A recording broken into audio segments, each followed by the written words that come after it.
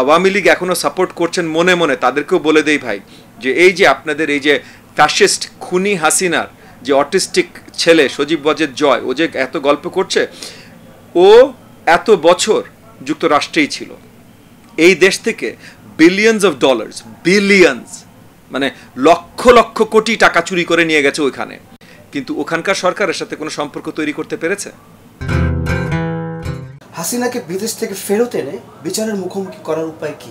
এগুলোর অনেক উপায় আছে, এগুলো আইনজীবীরা আরও ভালোভাবে বলতে পারবেন। যেমন মনে করেন যেই দেশগুলোতে এক্সট্রাডিশন লিগালি অ্যালাউড, সেই দেশগুলোতে উনি এখন হাসিনা কোন দেশে পলাতক ফাইনালি পালান এটা তো আমরা জানি না, বাট সেই দেশের সাথে যদি সেই দেশে যদি দেশের আইনে এক্সট্রাডিশন অ্যালাউড থাকে, তাহলে তখন আমাদের নিজেদের আগে আমরা সেটেল করে নিই আমাদের এই মুহূর্তে আমাদের দেশের গণতন্ত্র ফিরিয়ে আনা এবং তারপর দেশের সংস্কার, এটা অনেক বেশি গুরুত্বপূর্ণ এক হাসিনাকে ধরার থেকে। এটা অনেক বেশি গুরুত্বপূর্ণ, যে সত্যি কথা, আমি যেটা সত্যি মনে করি সেটাই বলছি। হাসিনাকে ধরার কোনো গুরুত্ব নেই তা না। লাস্ট 2 মাসের যে রক্ত ঝরিয়েছে, গত 15 বছরে যে রক্ত ঝরিয়েছে, হাজার হাজার যে গুম খুন করেছে, যে অত্যাচার করেছে, আর তারপর তো এই যে 100 বিলিয়ন ডলার মতো মানে $93 বিলিয়ন প্লাস যে চুরি করেছে, পাচার করেছে। এখন আমরা শুনতে পাচ্ছি বেলারুসে নাকি তার জাস্ট বেলারুসেই নাকি তার $8-10 বিলিয়ন আছে, আমেরিকায় নাকি এত বিলিয়ন ডলার, যেগুলো শুনতে পাচ্ছি, এগুলো আসলে কোনটা সত্যি কতখানি সত্যি এটা জানি না, বাট এগুলো আছে।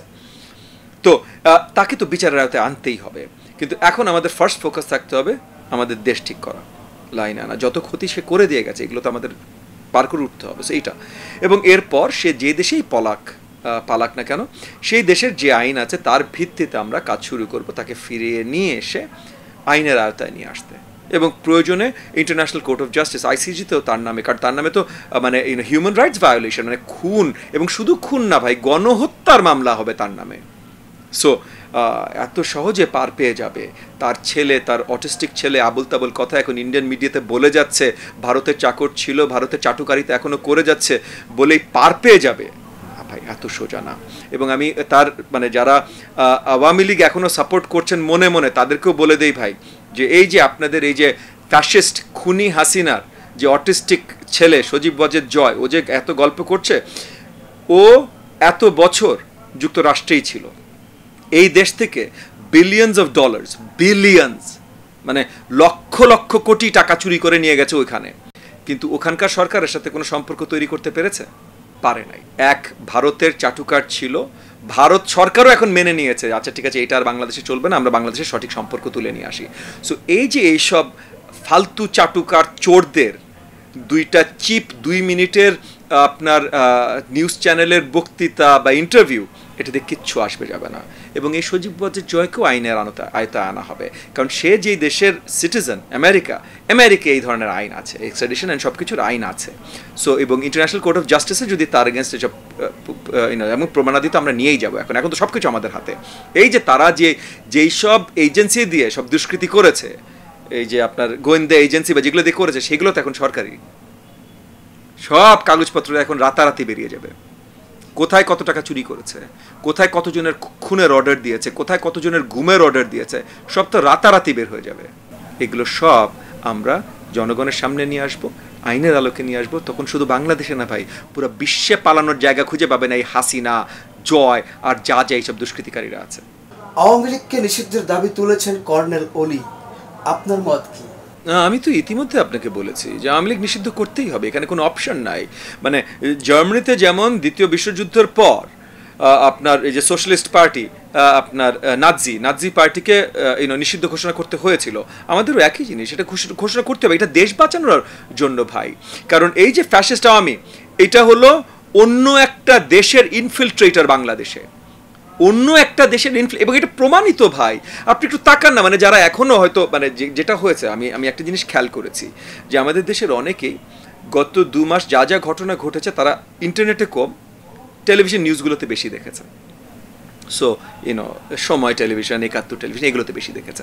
সো তারা এখনো পুরো এক্সটেন্টটা জানে না, আসলেই জানে না। তারা মনে করছে আচ্ছা হাসিনা কিছু ছাত্র মেরেছে, তার যাওয়া উচিত ছিল, সে চলে গেছে। না ভাই, আপনি একটু খেয়াল করেন, 6 তারিখ সকালে হাজার হাজার ভারতীয় ইনফিলট্রেটর সোলজার জিয়া আন্তর্জাতিক বিমানবন্দর থেকে ফেরত ফ্লাই করেছে, হাজারে হাজারে, একটা দুইটা না ভাই। এদের সবাইকে ভারত থেকে পাঠানো হয়েছিল হাসিনাকে মাদত করার জন্য। সো এই যে আমাদের হাজার হাজার শিক্ষার্থীদের এবং জনগণের লাশ পড়েছে না, এগুলোর জন্য যারা দায়ী মেইনলি হয়তো এরা দায়ী। কারণ আমি এখনো বিশ্বাস করতে কষ্ট হয়, আমার মনে হয় না, আমার কাছে বিশ্বাসযোগ্য মনে হয় না যে আমাদের দেশের নাগরিক যারা পুলিশ বা যারা ছিল তারা এইভাবে গুলি ছুড়বে। তাদের মধ্যে কিছু ছুড়েছে অবভিয়াসলি, ওই যে হারুন, আপনার বিপ্লব, মুন্না না মনি কি একটা, এগুলো তো আছে আমাদের দেশে। জেনারেল জিয়া র্যাবে ছিল এক সময়, 2013-14 নির্বাচনের সময় র্যাবে ছিল, এবং তখন সে পরিচিত ছিল, মানে সব কিল অর্ডারগুলো, গুম খুনের অর্ডারগুলো জিয়ার অফিস থেকে যেহেতু জিয়া দিত, এবং জিয়া নিজেও যতদূর আমি শুনেছি এরকম অনেক গুম খুনের সাথে জড়িত।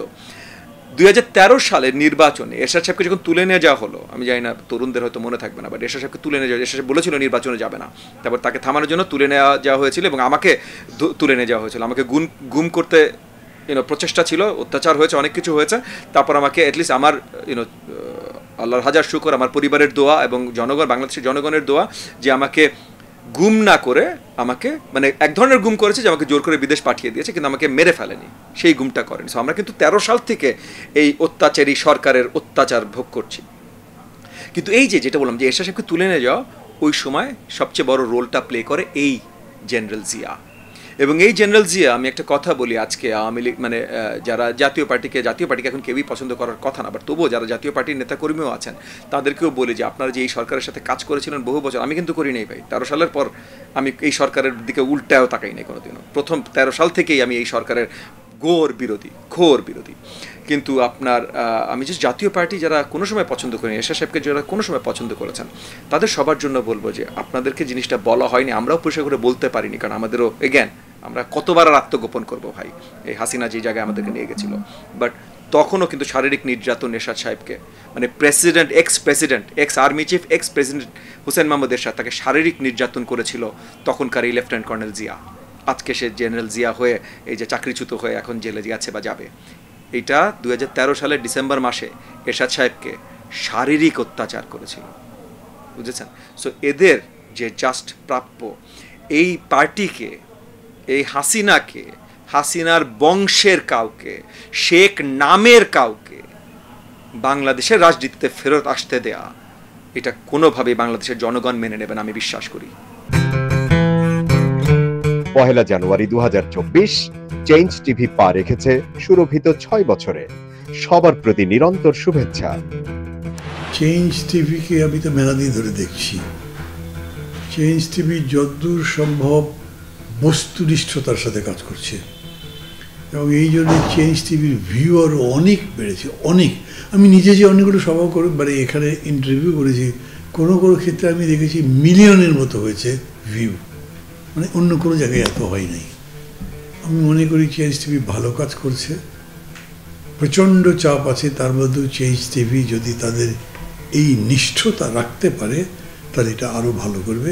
আমি তাদের সাফল্য কামনা করি। changetv.press, এক ফোঁটা হলুদও নেই। 1 জানুয়ারি 2024 চেঞ্জ টিভি পা রেখেছে সুরভিত 6 বছরে। সবার প্রতি নিরন্তর শুভেচ্ছা। চেঞ্জ টিভি নতুন মিডিয়ার অংশ, অর্থাৎ অনলাইন ভিত্তিক যে ধরনের মিডিয়া তৈরি হচ্ছে সেই মিডিয়ার অংশ। আশা করি চেঞ্জ টিভি তাদেরকে আরও একটা গ্রহণযোগ্য এবং মানুষের ভরসা রাখে এরকম একটি গণমাধ্যম হিসেবে তৈরি করতে পারবে। আরও নতুন নতুন আইডিয়া তারা সামনে নিয়ে আসতে পারবে এবং দর্শকপ্রিয়তা অর্জন করবে। changetv.press, এক ফোঁটা হলুদও নেই। 1 জানুয়ারি 2024 চেঞ্জ টিভি পা রেখেছে সুরভিত 6 বছরে। সবার প্রতি নিরন্তর শুভেচ্ছা।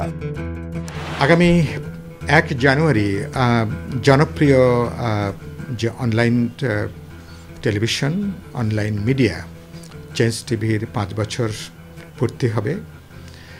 চেঞ্জ টিভির সাথে আমার অনেক দীর্ঘ এবং পুরনো সম্পর্ক, প্রায় বলতে পারেন ঘরের সম্পর্ক।